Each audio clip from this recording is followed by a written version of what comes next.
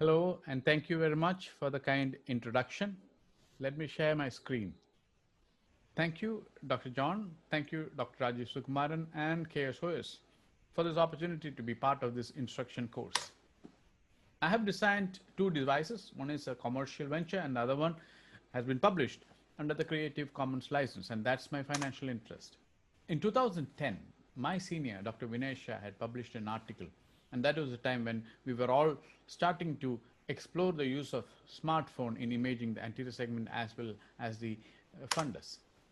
And why we thought of smartphone is that, the fundus photographs taken with the fundus camera are excellent. There's no doubt about it.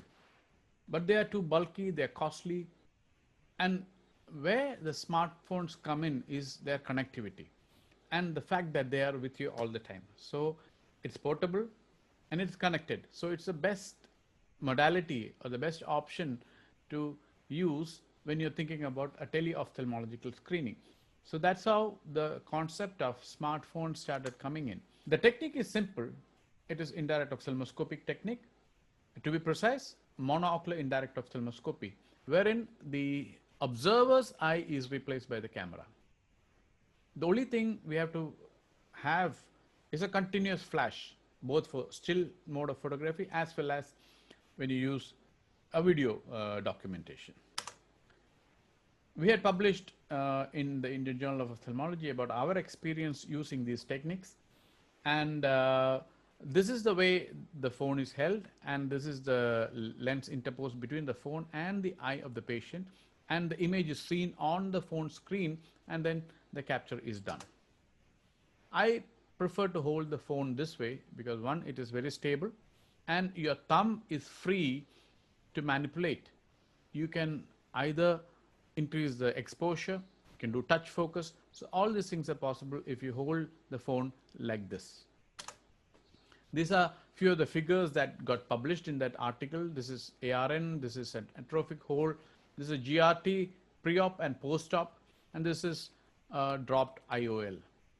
For me, the most important aspect of smartphone imaging came with imaging of retinopathy of prematurity.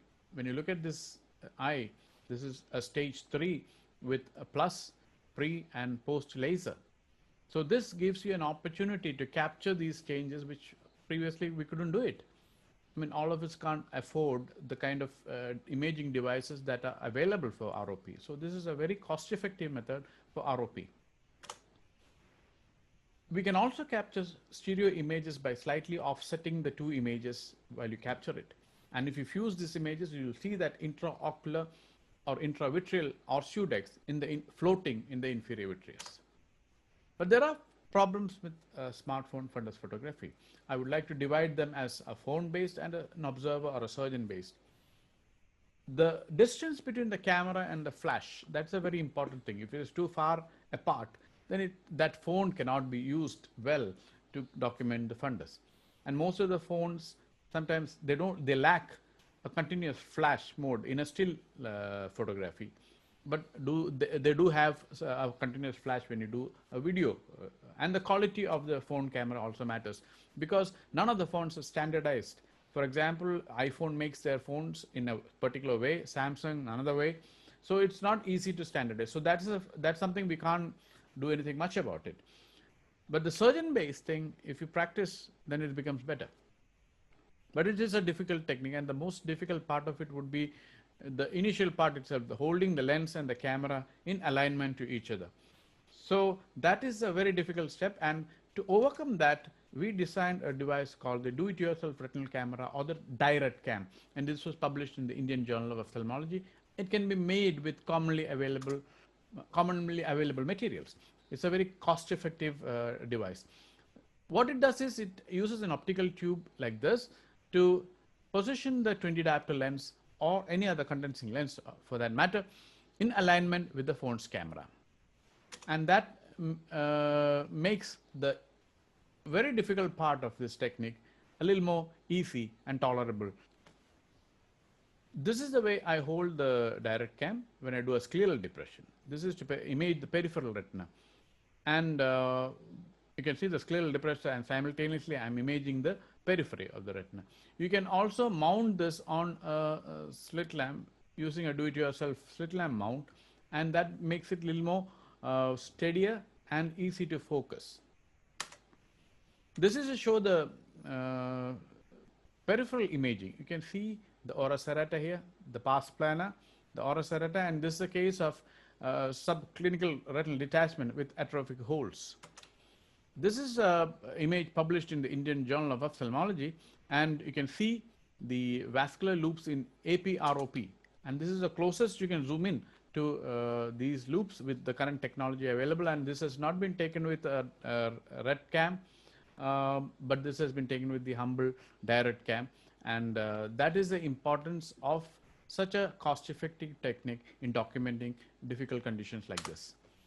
I put this image just to say that the quality of imaging with smartphones is probably as good as the images captured with a conventional fundus camera. This is another image, a beautiful image of the vortex vein in an albinotic eye. And these are 3 images combined together on the phone itself and sent to the editor of Kerala Journal of Ophthalmology to publish as a cover picture of that issue. And this was to prove that you can use just the phone to do everything, and therefore phones are a good candidate to be used for teleophthalmology. We also published this article in Indian Journal of Ophthalmology about a rare disease called torpedo maculopathy, but a rarest of the rare, I would say, having 2 torpedoes. And this image was captured not with a fundus camera, but with a DIYretCAM. So with that experience of DIYretCAM, I designed a device called the HopeScope, which is a universal smartphone fundus camera, which has its own companion apps. It has a slit lamp mount also, so you can place it on the slit lamp and make it more sturdy. It's usually handheld, and this is the app. This is the app. You can change the inversion of the image. For certain people are not used the inverted image, and you can crop the image, put your diagnosis, and send via WhatsApp or any other media to somebody who probably referred the case to you, or you are sending it for a teleophthalmology consultation. Both ways, it's going to work out well. And now we have some videos. You can see the pulsation of the vein, venous pulsation, in a case of choroidal metastasis and exudative retinal detachment.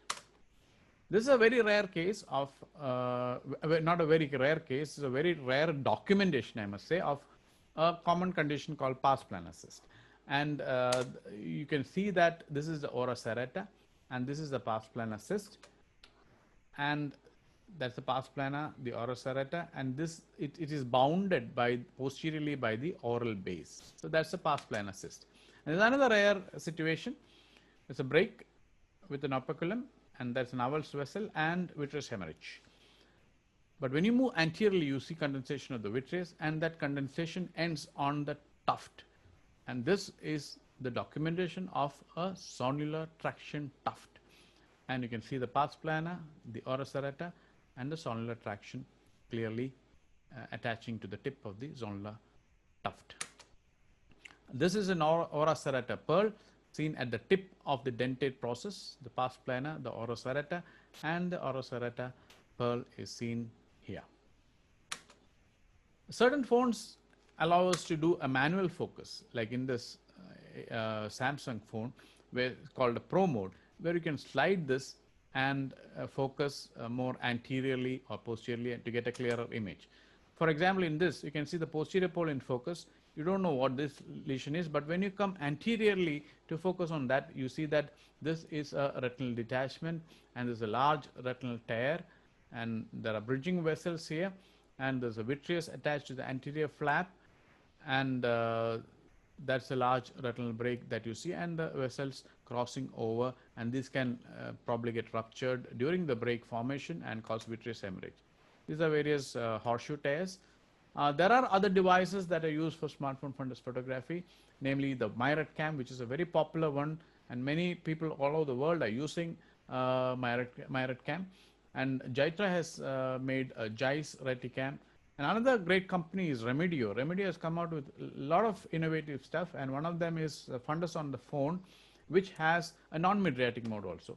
We were all very excited when Vogue came up with a smartphone attachment, but then it was it was not a very good quality device. It was a big disappointment with that device, but then they probably will come up with a better one soon. In conclusion, it's a very cost-effective way of documenting the fundus. It definitely has a role in teleophthalmology. And though there's a learning curve, you can always master it by practice. With newer developments and improvements, I think we will see more of smartphones being used for fundus photography and in teleophthalmology. Before I end, I would like to put these three pictures. They are beautiful pictures of the vortex veins in an albinotic eye captured with this smartphone. Thank you very much. I'll stop sharing the screen.